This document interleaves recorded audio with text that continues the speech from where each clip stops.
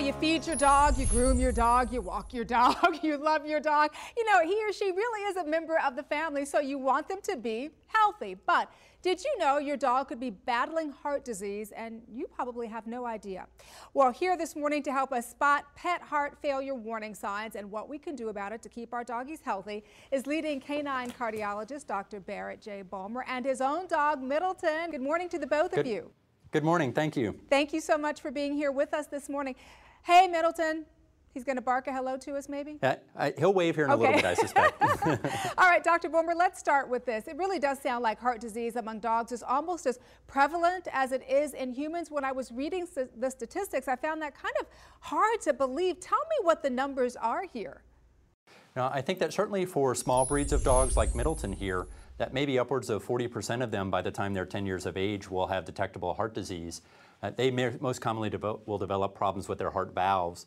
Larger breeds of dogs, Doberman Pinschers, Great Danes, Irish Wolfhounds, potentially Boxers, more commonly develop heart muscle disease, which in many cases will occur at even in younger age, maybe 4 to 6 years of age. Wow. So it sounds like that there are some breeds that may be more susceptible than other breeds, but does it happen more in, let's say, boy dogs than it does in girl dogs?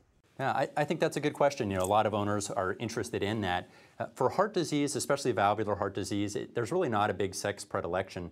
Some studies could suggest that maybe males are afflicted worse with the disease, but not necessarily more often. But I think it's important for owners to know that just because you have a female or a male dog, that doesn't preclude the development of heart problems. Very, very good point.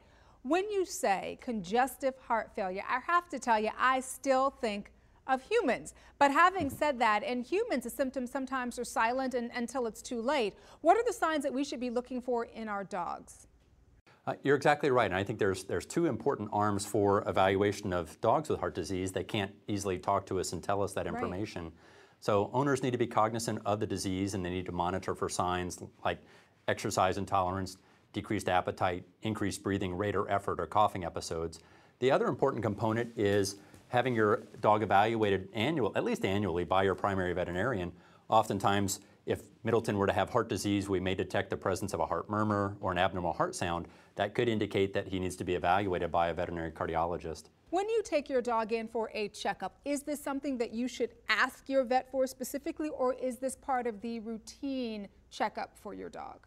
I think in most cases it is part of the routine checkup, but if there have been even some subtle clinical signs at home, where even if it may end up being age-related or something along those lines, but if you have any concerns at all that there may be the signs of heart disease, you want to mention that oftentimes before the examination is performed so that they can pay even more careful attention to the problematic areas. So what is the key then for saving or prolonging our dogs' lives?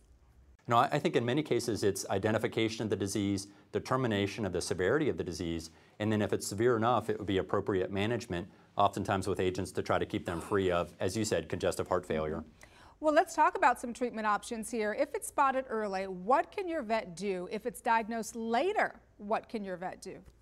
I think there are certainly different strategies employed by different veterinarians as well as different owners for the early stages of the disease.